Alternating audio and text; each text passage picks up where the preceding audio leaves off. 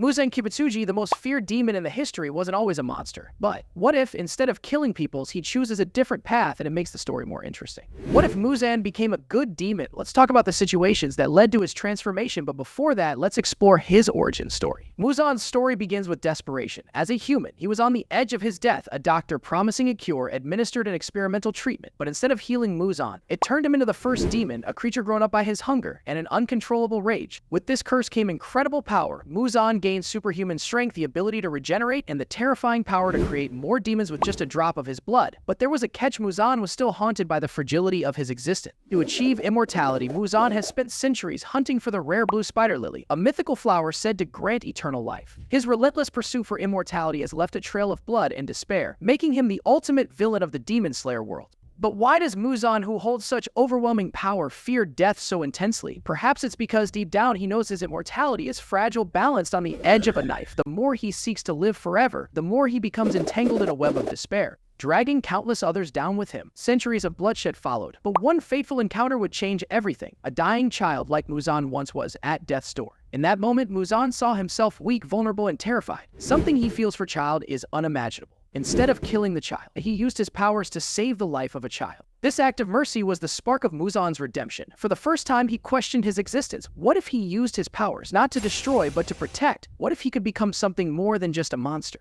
Rumors of Muzan's changes spread quickly, reaching even the Demon Slayer Corps. The Hashira, battle-hardened and wary, prepared for what they thought would be a trap. But Muzan came not for destroying the Demon Slayer Corps, but offering his knowledge and power to end the demon once and for all. Kagaya Ubayashiki, the wise leader of Demon Slayer Corps, recognized the sincerity in Muzan's appeal. Though the harm Muzan caused to the world was immense, Kagaya saw the potential for a greater good.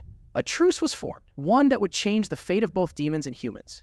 Imagine a world where Muzan and the Upper Moons turn over the situation, joining Demon Slayer chorus with the Hashires to protect humanity. Together, they form an unstoppable alliance, using their immense power to defeat evil and save lives. The once feared demons now stand as humanity's guardians, proving that even the darkest souls can find redemption. With Muzan's help, the Demon Slayers could finally have the upper hand. In their fight to protect humanity, rogue demons would be eliminated more efficiently. Muzan's presence would also mean the potential for new, life-saving techniques and medicines, using his deep understanding of demonic powers. Muzan's redemption was not without struggle. He had to confront the very darkness he once embraced. Alongside Tomeo, he dedicated himself to developing a cure, a way to save those cursed by the demon blood. It was a mission born out of guilt, but also out of a genuine desire to make corrections. Slowly, Muzan earned the trust of those who once looked for his destruction. Villagers who had lived in fear now saw him as a protector. The Hashira, once enemy, began to respect his dedication. But Muzan knew that redemption was not just about changing himself, it was about changing the world he had once terrorized. In this alternate reality, Muzan would become a key figure within the Demon Slayer Corps. His knowledge of demon psychology would be invaluable, helping to develop new strategies and weapons to fight against rogue demons.